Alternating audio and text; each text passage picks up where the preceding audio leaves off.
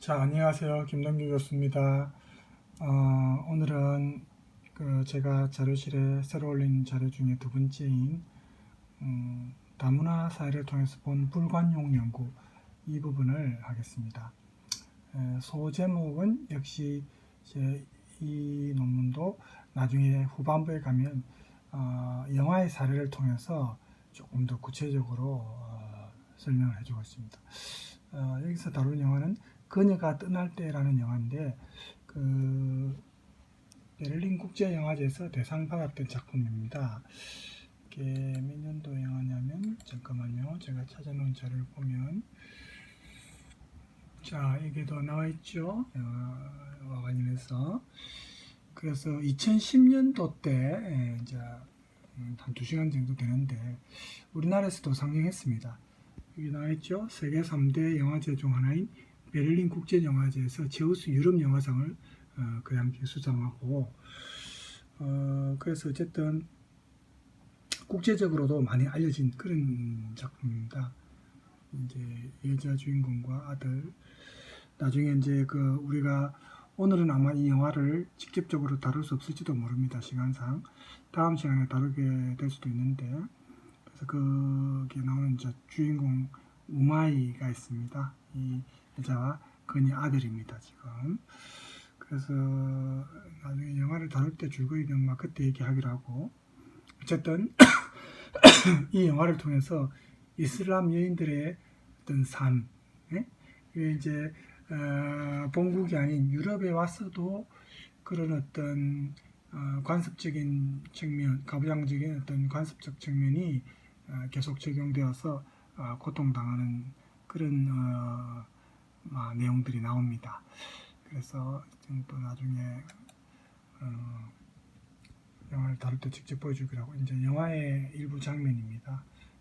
줄거리하고 여기 나와 있지만 지금은 이걸 할 아직 그 단계는 아니고 자 그럼 우리 다시 자료로 돌아가겠습니다. 그래서 자, 요 자료를 할 거고 국문 요약된 내용을 잠깐 보면은 전체적인 우리가 이 수업 시간에 다룰 내용을 어느 정도 알 수 있죠. 보면은 이제 관용이 원래 그 개념 자체가 그 지역의 그 종교로 시작한 개념입니다. 하지만 시대를 거치면서 현대에서는 자비와 용서 혹은 너그러움이나 관대함 이런 의미로 보통 이제 많이 우리가 알고 있고 또 그 범위가 아주 포괄적으로 이제 적용이 되는 그런 개념인데 문화와 인종도 역시 그 현대 관용의 영역에 속합니다. 우리가 지금 글로벌화 때문에 문화와 인종이 이제 서로 상호 교류하고 뒤섞이는 그런 시대를 우리가 살고 있죠. 소위 다문화 사회라고 우리가 보통 부르고 있죠. 그래서 이 다문화 사회에 이제 우리가 그 공동체의 일원으로서 우리가 인종이나 피부색이 다른 그런 사람들도 이제 서로 섞여 살아야 됩니다. 그렇죠? 그래서 서로 문화나 가치관이나 서로 이제 좀 다양하고 상이한데 이걸 서로 상대방의 어떤 그런 가치관이나 문화 어떤 그런 정체성에 대해서 인정하지 못한다면은 소위 불관용, 그러니까 수용하지 못하는 그런 태도를 취하게 된다면은 큰 갈등이 생기죠. 그래서 낯선 것에 대해서 우리가 공포심이 있다든지 이런 또 너무 자기 문화, 자기들의 어떤 그 공동체에 대해서 너무 광신하는 광신주의도 문제가 될 수가 있고 그래서 이게 너무 이제 극단적으로 치우치다 보면 폭력이 또 동반되고 그렇게 됩니다. 그래서 이제 나중에 우리가 다음 시간에 볼 수도 있겠지만 이 페오 알라닥 감독, 이제 여성 감독인데 그녀가 떠날 때 원래 제목은 순수 한 이제 원제는 디 프렘드입니다. 독일어로 디 프렘드 하면 타인, 낯선 사람, 이방인 이런 의미입니다. 조금 영화 내용과 관련해서 조금 의역을 했어요. 제목은 그녀가 떠날 때 우리나라에서 개봉할 때는 이제 이 제목으로 개봉이 됐었습니다. 그래서 이 다문화 사회에서의 어떤 불관용과 관련해서 아주 감독의 역량이 돋보이는 작품입니다. 그래서 여기에 나오는 이슬람 여인인 우마이의 삶에서 나타나는 독일 사회 속의 어떤 터키인들의 생활, 특히 여인들의 어떤 삶에 대해서 볼 수가 있습니다. 이제 여기서 폭력적인 행위는 신체적인 폭력을 의미하는 것은 아닙니다. 당연히 물론 그것도 포함될 수는 있지만, 그래서 우리가 이제 이런 관점에서 이 작품 속에서 나타나는 좀 불관용적인, 관대하지 못한 그런 요인이 뭔지, 또 어떻게 이것이 폭력으로 이어지는지, 더 나아가 그 해결책으로서 우리가 관용의 태도를 어디에서 찾아야 될 것인지, 우리가 나중에 보겠지만 여기서는 폭넓은 교육의 어떤 필요성을 강조하고 있습니다. 그래서 그런 내용도 나중에 볼 겁니다. 자, 그래서 이제 이런 내용을 다룰 건데, 먼저 서론부를 보면은 시대적 배경이 이제 21세기니까 역시 미국이 주도하는 신자유주의적 세계화의 어떤 흐름, 역시 이제 연관성이 있습니다. 그래서 이런 자유시장이 확대되고 정부는 최소한으로, 정부 개입은 최소한으로 이제 되고, 또 공공 부분이 민영화된다든지, 지금 우리 이번에 코로나 사태를 통해서 많이 깨달았죠. 우리가 사실은 참 의료 시스템이라든지 이렇게 민영화하지 않은 것이 얼마나 천만다행입니까? 그렇죠? 그래서 만약에 진짜 과거에 이명박 정권 때라든지 이럴 때처럼 민영화했더라면 아마 우리도 미국 못지않게 많은 희생자가 생겼을 거예요. 일단은 과다한 그 의료비 지출 이런 게 부담이 되어서 병원 문턱도 못 넘고, 그죠? 그렇게 될 상황이 많았을 겁니다. 그래서 이런 게 이제 또 문제가 되고, 또 노동시장이 유연화되면서 자본 이동이 자유화되고, 이런 여러 가지 이제 우리가 최근에 어떤 주변 환경을 둘러볼 수 있는데, 이렇게 이제 세계가 글로벌화 하나로 통합되는데, 이런 이제 상호 의존이라는 커뮤니케이션이라는 긍정적인 면도 있지만은, 이런 세계화에는 물적인 교류, 인적인 교류로 인한 서로 간의 이익만 오는 건 아닙니다. 그렇죠? 서로 상호 이익이 꼭 아니죠. 그래서 오히려 세계 강대국들한테 유리하기 때문에 오히려 세계화를 반대하는 지역도 많습니다. 사실은. 그렇죠? 그래서 이런 불균형이나 불평등, 이런 문제, 이런 것을 어떻게 해결할 것이냐. 이런 것도 이제 우리가 다문화사회와 관련해서 사실은 같이 짚어봐야 될 내용들입니다. 그게 보면은 이제 지금 화면에 다 안 나오는 여러분 자료를 이제 또 화면에 안 나올 때는 직접 참조하셔도 됩니다. 그죠? 네. 그래서 문화 간의 갈등이나 문화 충돌이라는 부정적인 면도 이 세계화와 더불어 같이 나타나고 있습니다. 왜냐하면 노동이 자유롭게 이동하면서 이제 꼭 자기 나라에서만 일하는 건 아니죠. 다른 나라로 좀 더 돈이 되는, 소위 자기한테 좀 더 수입이 유리한 곳으로 얼마든지 이제 갑니다. 어느 문제만 해결되면, 어느 문제가 또 해결 안 돼도 육체노동은 큰 문제 안 되죠. 그래서 이게 문화 충돌이라는 부정적인 면도 동반되는 게 이제 글로벌화입니다. 그래서 진정한 의미의 세계화는 이렇게 한쪽으로 일방적으로 그쪽에 맞춰야 되는 어떤 동질화나 회귀라 이런 게 아니라 서로 간의 차이를 이해하고 존중하는 태도가 사실은 바탕이 돼야 되는데 그게 쉽지 않더라 이 말입니다. 그래서 고유의 정체성을 가진 국민들이 자신들의 삶의 공간에서 다른 정체성을 가진 다른 문화를 받아들이는 것은 쉽지 않더라 이 말입니다. 시간과 노력이 필요하죠. 그래서 세계화가 이렇게 진행되고 이민이 허용되면서 노동력의 자유로운 이동 때문에 과거에는 존재하지 않았던 이 다문화 사회라는 게 지금 전 세계적으로 이제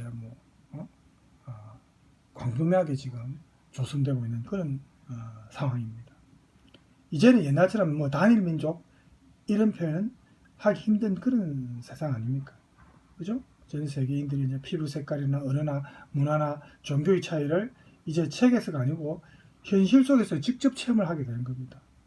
그래서 이 다문화주의가 비교적 단일한 민족이나 전통 문화 속에 살았던 우리나라한테도 그죠? 많은 낯선 어떤 일종의 도전처럼 이제 받아들여지는데 이것이 요즘 보면 외국인 인력 때문에 일자리를 뺏겠다는 그런 불안감도 생기는 경우도 있고, 또 기존에 뭐 우리 대한민국이라는 국가의 정체성이 약화된다든지, 또 이런 게 이제 외국인에 대한 혐오 이렇게 이어질 수도 있기 때문에, 뭐 유럽도 마찬가지입니다. 그죠? 그래서 이제 지금 이런 문제가 생기는 거죠. 다양한 문화와 이런 인종에 대한 갈등이나 편견이 이 불관용을 낳는다. 우리 여기에서 이제 관용과 관련해서 표현하면 불관용입니다. 이게 이제 심하면 폭력으로도 이어지고 심각하게 되는 거죠. 그래서 이렇게 인종적 문화적 갈등에서 야기되는 이런 불관용이 실제로 폭력과 깊게 연결이 된다든지, 혹은 뭐 생명도 잃게 되고 막 이렇게 되는 게 지금 우리가 뉴스를 통해서라든지 그런 폭동사태 이런 것도 많이 봤지 않습니까? 유럽에서. 그죠? 그럼 뭐 미국도 마찬가지입니다. 미국은 옛날부터 뭐 흑백 인종 갈등도 있었고, 최근에는 또 뭐 스페인계라든지 아시아계하고 뭐 정말 다인종 다민족으로 구성된 국가 아닙니까? 그래서 유럽과 미국의 사례를 보더라도 우리가 충분히 알 수가 있고, 그래서 이렇게 가치와 문화 체계 간에 서로 이제 갈등과 충돌을 이렇게 막아낼 수 있는 그 어떤 원동력이 무엇인지, 그런 힘을 이제 우리가 가져야 되는데, 어떤 방향으로 노력을 해야 되는지, 뭐 이렇게 우리가 다양한 어떤 문제 제기가 있을 수 있습니다. 그렇게 이런 다원주의 사회에서 발생하는 갈등이나 대립의 이런 문제가 사실은 정확하게 뭐 한 가지 유일한 해결책이라는 것은 사실은 없습니다. 그죠? 여러 가지 그때 상황에 따라서 여러 가지 해결책이 사실은 동시에 이루어져야 되는데, 이렇게 갈등을 해소하고 평화를 공존하게 하기 위한 그런 어떤 방식으로 이제 관용이라는 우리 이제 글에서는 관용에 대해서 좀 초점 맞춘 것 같아요. 그죠? 그래서 우리가 이제 저번 시간에 다룬 영화 중에 불안은 영혼을 잠식한다라는 그런 영화도 있었죠. 그 영화도 이제 내용상으로 볼 때 우리가 좀 연관시킬 수 있는 내용입니다. 그죠? 그래서 이렇게 관용과 관련해서 우리가 이제 생각을 해봐야 될 것 같고, 자, 그 다음 52쪽입니다. 여기 이제 보면은 이제 그런 방금 제가 했던 내용들이 이제 여기 나와 있죠. 그리고 이제 여기 이제 각주에 보면 저번 시간에 우리가 다뤘던 불안은 영혼을 잠식한다. 이런 이 영화도 이제 관련해서 연구가 있었습니다. 그래서 이렇게 서구 사회가 이제 근대 이후에 이런 관용의 영역을 물론 좀 선구적으로 발전시켜 오긴 했지만, 20세기 접어들어서 이 관용이 서구 사회에서 물론 발전시켰지만 오히려 서구 사회에서 이게 제대로 작동이 안 되고 있더라. 불관용이 그 자체로도 굉장히 위험스럽죠. 확산될 경우에는 정말 인권을 침해하는 그런 부정적인 결과가 나타날 수 있습니다. 우리가 사는 이 세상에는 사회적 분쟁과 갈등이 정말 요즘에 보면 이제 3차 세계대전, 이런 세계대전은 확률이 낮지만은 국지전이라든지 민족 간의 갈등이 많지 않습니까? 그래서 우리가 때때로 적대적 관계에 있는 어떤 개인에게도 우리가 그렇게 너그러운 태도를 못 가진다든지, 타 문화와 타 종족에 대해서는 좀 적대적인 권위, 또 뭐 성적으로는 남성 우월주의 이런 게 아직도 남아 있고, 또 자기 민족 중심주의 이런 게 우리 사회 속에서도 뭐 유럽이 뭐 마찬가지고 미국 어느 나라에든 지금 이게 다 있습니다. 좀 정도가 심하냐 덜하냐 그 차이지. 그렇죠? 그래서 이런 현상이 계속 지속된다면은 정말 글로벌화가 무색해지는, 오히려 글로벌화 이전이 차라리 낫다, 이렇게 되어버릴 수도 있습니다. 그래서 이런 어떤 불관용적인 행동과 관련해서 이게 굉장히 요즘 보면 광범위하게 나타나는 현상이기 때문에 우리가 이 글에서 이제 다뤄볼 겁니다. 그래서 여기에 보면 이제 글에서 다루어지는 방식에 대해서 여기 지금 나와 있는데요. 두 가지 차원에서 접근한다고 했죠.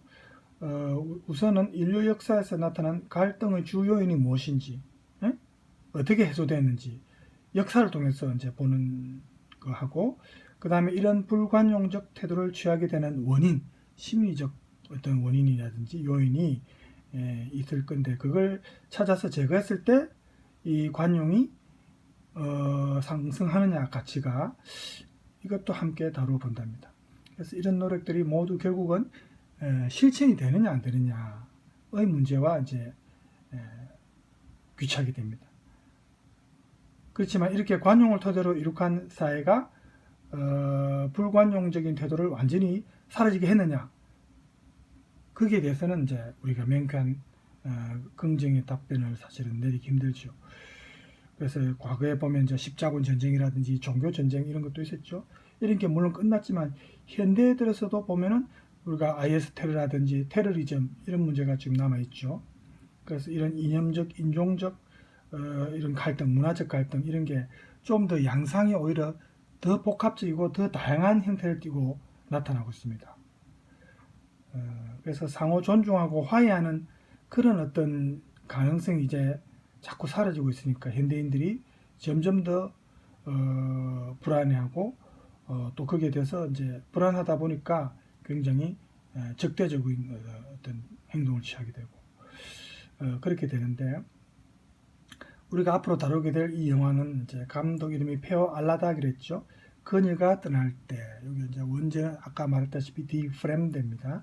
디 프렘데. 그래서 이 영화를 통해서 이제 유럽 사회, 특히 여기서는 이제 독일 사회인데, 기독교적 문화에서 성장하고 자란 터키인 2세들, 그리고 이슬람 율법을 지키려는 1세대들, 특히 1세대들의 이 세대 간의 갈등. 이건 지금 이제 독일 사회와 이슬람 이주민 사회 간의 갈등이 아니고 특히 1세대와 2세대, 이 세대 간의 갈등 문제가, 독일 내에서의 이 세대 간의 갈등 문제가 영화에서 다뤄지고 있습니다. 그래서 독일계 터키 가정의 자식들이 자신의 뿌리나 같은 이 이슬람 전통, 그리고 현재 살고 있는 이제 독일 사회에서의 환경, 이 사회에서 끊임없이 갈등합니다. 1세대는 그런 게 좀 드물었죠. 그렇지만 2세대, 3세대는 독일에서, 유럽에서 태어나서 그 나라의 교육을 받고 그 나라의 문화의 영향을 받고 성장한 세대이기 때문에 그 이슬람 전통적 가치와 그 유럽적 가치와 그 사이에서 갈등을 하게 되는 겁니다. 그래서 이 영화가 보여주는 것이 결국 불관용은 특정 종교의 어떤 가치관 차이에서 온 문제라는 점도 있고, 그 다음에 현재까지도 계속 지금도 이제 많이, 물론 예전에 비해서 많이 사라졌지만 아직도 이 명예살인이라는 전통적 관습이 아직도 곳곳에서 한 번씩 나타나거든요. 그래서 이런 게 어떻게 보면 후세대에 대한 어떤 폭력이나 불관용하고도 연관이 있습니다. 그래서 이 감독이 이런 점을 잘 보여주고 이 영화를 통해서 등장인물들의 어떤 그 불관용적인 심리라든지, 또 불관용과 폭력이 어떤 관계를 갖고 있는지, 또 관용의 실천 문제는 어떤 점에서 우리가 생각해 봐야 되는지, 이런 것을 영화를 통해서 이제 관객들에게 생각하게 하고 있습니다. 이 관용이란 개념이 종교 간의 갈등에서, 예를 들면 기독교, 이슬람 이런 갈등에서 유래된 것이기 때문에 종교적 가치관의 갈등을 통해서 관용이란 주제를 사실은 보여주는 것이 이 영화를 분석할 때 좀 도움이 됩니다. 여러분 자료도 이제 보면은 나중에 그쪽 편에 나옵니다. 이 기독교사에서, 자 찾아볼까요? 어디에 나옵니까? 여기 이제 서론부 마지막이죠. 기독교사의 이 부분입니다. 기독교사에 이제 동화된 후세대, 즉 독일이나 이런 유럽에서 태어난 2세대, 3세대지죠. 이런 사람들을 받아들이는 그 기성세대, 1세대죠. 이런 불관용적인 기성세대, 이슬람 1세대의 모습이 관용 정신이 부족한 현대의 세태를 일부 보여준다, 이렇게 볼 수 있습니다. 그래서 사실 독일뿐만 아니고 우리 한국도 마찬가지고 뭐 전 세계 뭐 거의 뭐 다문화 사회인 경우는 다 해당이 됩니다. 이 다문화 사회로 이제 이렇게 흐름을 우리가 어떻게 막을 수 없는 상황인데, 그래서 성숙된 시민의식이 어느 때보다도 필요한 시기입니다. 그래서 이 영화를 보면서 이 영화가 사회적 가치로서의 관용이 얼마나 중요한지를 이제 보여줄 겁니다. 아직 제가 동영상을 구하지는 못했어요. 사진이라든지 영화와 관련된 줄거리나 이런 걸 소개하는 자료는 많은데, 실제 영화 자료를 제가 유튜브에 이런 데서 찾아봤는데 없어요. 좀 더 찾아보고 다음 시간에 뭐 만약에 준비되면 제가 전부 보여줄 수 없고 시간이 기니까 이렇게 좀 짧은 시간에 압축된 게 있으면 제가 한번 찾아보겠습니다. 그래서 이 영화를 통해서 제기되는 여성의 권리를 우리가 어떻게 관용의 개념으로 이제 관용 개념과 연관해서 해석할 수 있는지에 대해서 한번 볼 겁니다. 자, 그러면 이제 다문화 사회와 이제 관용과 관련해서 먼저 관용이란 개념을 우리가 생각을 해야 됩니다. 이 관용에 대해서 잘못 생각하고 있는 오해도 있고, 그죠? 이제 역사적으로 볼 때 391년 로마 시대 때인데, 이때 이제 그리스도교가 국교로 선포됐는데, 이때부터 이제 중세를 거쳐서 프랑스 대혁명에 이르기까지 이 기독교가 유럽에서 거의 국교의 위치에 이제 계속 머무릅니다. 즉, 이 기독교를 믿지 않을 자유는 물론이고 다르게 믿을 자유도 없었다. 즉, 뭐 거의 국가적인 전 유럽의 모든 국가의 어떤 국교입니다. 그래서 실제로 이 종교들이 다른 종교에 대해서가 아니고 자기 종교 내의 다른 종파들에 대해서도 관용적이지 않죠. 기독교만 해도 얼마나 파가 많습니까? 우리는 요즘에 이제 코로나 때문에 알았지만 또 한국에서 만들어진 새로운 기독교의 한 뿌리지만 기독교와 좀 다른, 그죠? 어떤 개인이 만든 종교. 이번에 이제 코로나 사태 때문에 많이 드러나지 않았습니까? 그래서 어떤 그런 신흥 종교들도 있고, 그럼 이제 정통 기독교에서는 또 이단으로 하죠. 그래서 이렇게 모든 종교 가운데 그리스도의 교리가 가장 이렇게 분파도 많고 이단을 파괴하는 원칙과 실천 면에서 아주 철저한데, 이렇게 과거와 현재의 모든 거대 종교 중에서 어떻게 보면은 기독교가 가장 불관용적인 종교였습니다.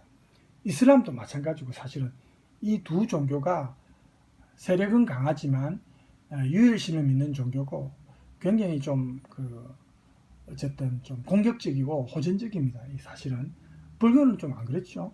그래서 좀 같은 종교라도 좀 성향이 많이 틀려요. 그래서 자기 종교를 믿지 않으면 다 이단, 이교도 이렇게 배제해버리고, 이렇게 하니까 이제 과거에 전쟁도 일어나고 얼마나 종교 때문에 많은 사람이 희생됐습니까? 원래 종교의 목적은 그런 건 아닐 건데, 그죠? 그래서 이런 관용의 역사를 불관용적인 그리스도교로부터 해방의 역사로 보는 이유도 바로 이런 점에 사실은 있습니다. 그래서 우리가 종교를 안 믿는 사람, 무신론자는 관계없지만 종교를 믿을 때 이제 이런 게 사실은 굉장히 문제가 되는 부분들입니다. 그래서 중세에 타락한 그리스도교를 넘어서 원래의 순수한 어떤 그리스도교로 돌아가자는 자성운동으로 종교개혁이 있었는데, 이게 종교전쟁으로까지 이어지지 않았습니까? 그래서 종교전쟁이 종교개혁의 어떤 결과물이 되어버리는데, 이렇게 믿음이라는 믿음 아래서 생겨난 종파들 사이에서 벌어진 이런 전쟁 때문에, 야만적인 전쟁 때문에 사람들이 오히려 종교에 적대적인 마음이 생기는 경우도 많죠. 또 종교 자체에 대해서 해이를 느끼게 되고, 우리가 이제 관용의 필요성도 느끼게 되고 그렇습니다.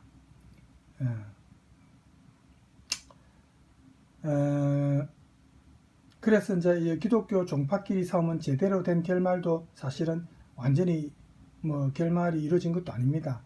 그죠? 그래서 어쩔 수 없이 너무 많이 죽었기 때문에, 피를 너무 많이 흘렸기 때문에 각 국가마다 평화와 안정을 위해서 휴전을 해야 했죠.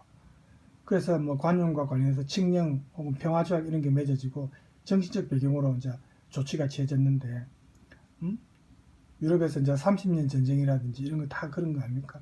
이 30년 전쟁 결과로 그 지역의 그 종교 이런 원칙, 그러니까 군주가 국가의 종교를 결정할 수 있도록 했어요. 그렇게 안 하면은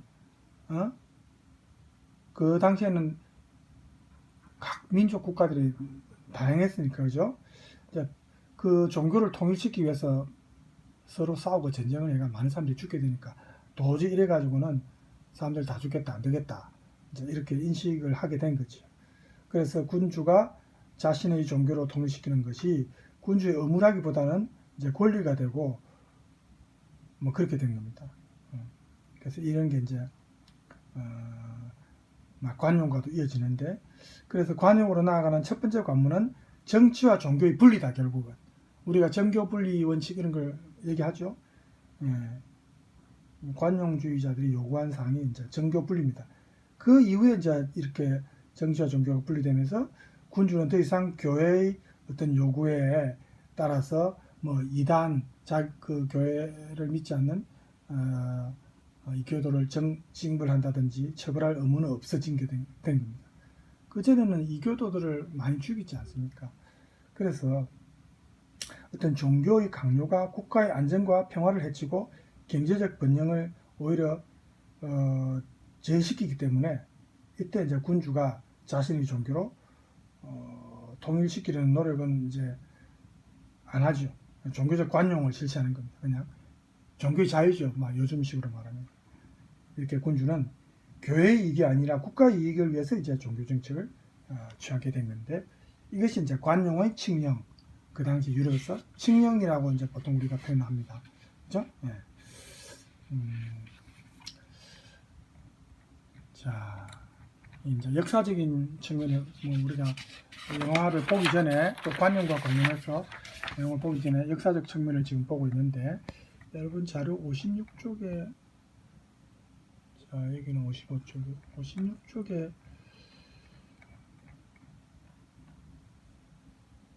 여기 56쪽이죠. 56쪽에 보면은 유럽에서 이제 우리가 르네상스를 말할 때 그리스도교가 아닌 이교도들이 이때 부활했습니다. 르네상스는 유럽에서 가장 이제 황금기였던 시기인데, 이때 보면은 이신론자, 그러니까 서로 종교가 다른 사람들이죠. 자유사상가, 뭐 철학자, 무신론자, 다양한 사람들이 양심의 자유와 관용을 위해 투쟁을 벌였습니다.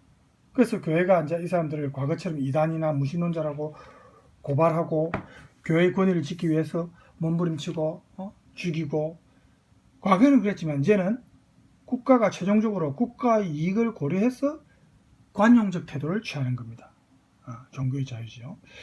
그래서 1787년에 여기 나오죠. 여기에 루이 16세가 관용 칙령을 발표해가지고 프로테스탄트, 즉 신교라고도 하죠. 종교의 자유를 부여했습니다. 그래서 이제 국가가 교회와의 관계에서 주도권을 잡는 것이 이제 중요한데, 종교 전쟁이 사실 실패한 것은 국가, 즉 국가가 군주가 결정권을 확보하는데 도움이 된 것입니다. 그래서 평화제약도 맺어지고 이랬습니다. 그래서 볼테르 같은 유명한 사람 알죠? 볼테르도 관용에 대해서 우리 인간이라면 당연히 갖게 되는 인류의 속성인데, 우리가 우리 모두가 약점과 결함을 가진 존재들입니다. 그러니까 우리 어리석음을 용서하자. 볼테르가 그렇게 말을 했습니다. 우리가 서로 이렇게 관용적 자세를 취해야 되는 이유를, 우리가 모두 약하고 분별없고 우리 인간이라는 게 참 마음이 바뀌기도 쉽고 잘못을 저지르기도 쉽고 그런 존재인데, 그죠? 볼테르가 그래서 이제 관용을 얘기한 거죠. 그래서 프랑스 혁명 이후로 이제 종교와 양심의 자유는 이제는 자연적이고 정말 양도 불가능하다, 그런 표현을 많이 하죠. 신성한 인간의 권리다, 이렇게 이제 완전히 인정을 받은 겁니다. 우리 57쪽에 그런 내용이 나옵니다. 또 기침이 나오네요. 자, 여기에 프랑스 혁명 이후로 1555년에 만들어진 그 평화조약 아우구스부르크 평화조약이 폐기되고 종교의 자유는 관용의 대상이 아니라 이제 권리, 당연한 권리로 그렇게 이제 받아들여진 겁니다. 그래서 이렇게 역사적으로 볼 때 기독교가 불관용과 폭력의 종교가 되었던 이유는 바로 정치에 개입했기 때문에. 그래서 정교 분리가 이제 이루어진 거죠. 종교가 거의 막강한 권력, 중세 때 그죠? 정치까지도 다 뭐 아우르는 기독교가. 그래서 관용의 역사가 준 교훈을 보면 이렇게 정치와 종교가 분리되어야 한다는 겁니다. 그래서 서양 역사에서 관용은 유럽이 기독교의 지배에서 벗어나서 이제 세속화로 접어들기 시작한 이 르네상스 시대 때부터 계몽주의 시대 때까지 이렇게 이제 봅니다. 관용의 역사를. 그래서 계몽주의가 또 왜 하필이면 여러 사조 중에서 계몽주의가 관용의 철학적 토대가 되느냐 이렇게 생각할 수 있겠죠, 여러분들이. 그러면 이제 계몽주의자들은 관용이라는 것의 덕목이 종교적 다양성뿐만 아니라 문화적 인종적 차이나 이런 것도 다 수용하도록 하는 그 어떤 단초를 제공한 게 계몽주의입니다. 또 무지로부터 오는 공포, 우리가 타인종, 타문화에 대해서 잘 모르죠. 그러니까 낯선 종교, 낯선 문화니까 이 공포심이 불관용을 낳는 겁니다. 관용적인 자세를 만들지 못하죠. 적대적인 자세를 만드는 거죠. 더 많은 지식과 또 이성으로 계몽되면은 이런 무지를 제거하고 불관용을 좀 완화시킬 수 있다. 이렇게 본 겁니다. 계몽주의자들이.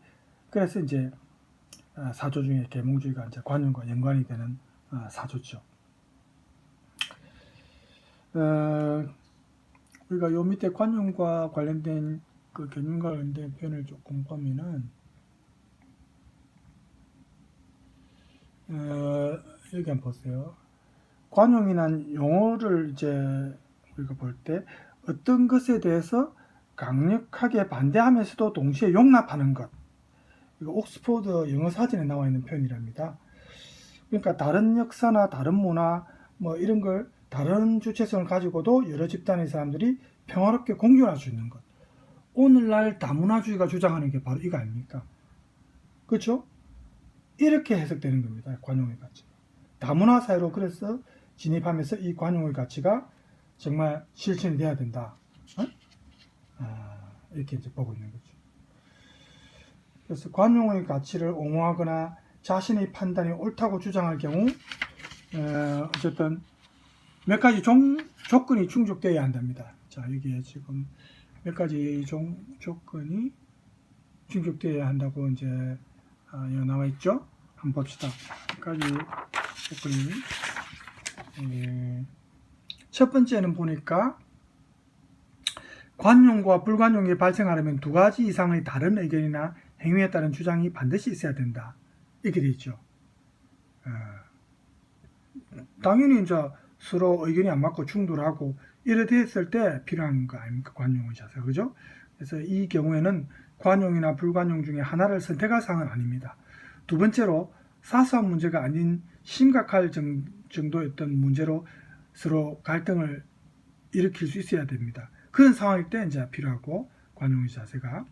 그 다음에 세 번째는 자신과 이제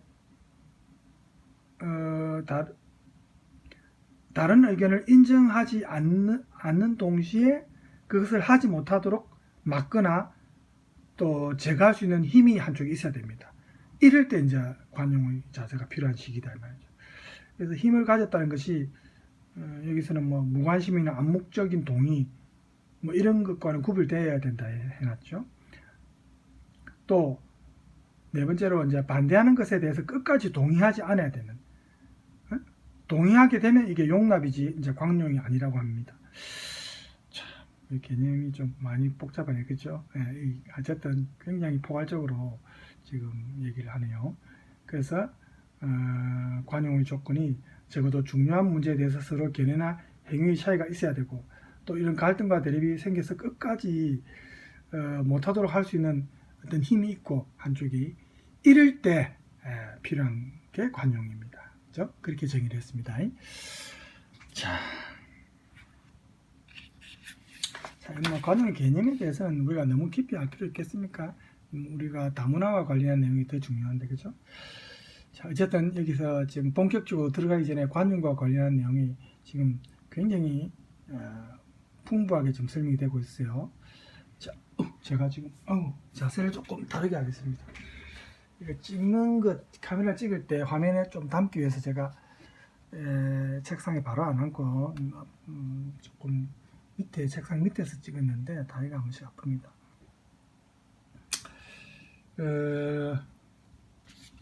자, 어쨌든 이렇게 관용의 가치를 좀 정당화하거나 관용의 한계를 이제 우리가 인식하기 위해서 많은 연구도 이루어지고 뭐 이렇게 하는데, 결국은 아까 서두에도 나왔지만 교육이 중요하다.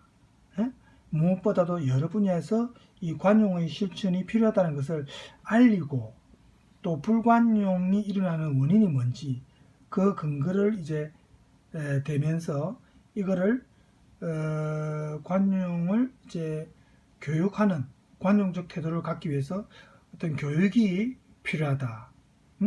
이렇게 이제 우리가 결국은 볼 수 있죠. 그래서 이제 수단으로서 이제 교육을 여기를 앞세우고 있는데, 우리 책에서는 60쪽에 보니까 이제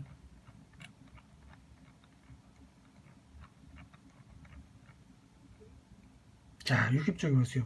불관용의 심리적 변경. 그러니까 불관용적 자세가 나오게 되는데, 그 심리적으로 이제 그 이유가 있다고 볼 수 있는 거죠. 어떤 이유 때문에 불관용적인 태도가 나오는지 그 부분에 대해서 또 나옵니다. 이제 관용의 개념이 끝났다 싶으니까 불관용의 심리적 배경이라고 또 나오네요. 그래서 지금 시간이 40분이 다 됐기 때문에 우리가 지금 진도도 빠르고 일단 여기서 끊고 다음 시간에 이 부분을 조금 보고 이제 아마 그 뒤에 영화를 볼 수 있을 것 같아요. 뭐 본다기보다는 영화에 대해서 본격적으로 이제 내용을 들어갈까 싶습니다. 일단 오늘은 시간상으로 볼 때 여기서 끊어야 될 것 같습니다. 자, 이 정도 하고 다음 시간에 또 하죠. 자, 여러분 오늘 수고 많으셨고 남은 시간 편히 쉬도록 바랍니다. 감사합니다.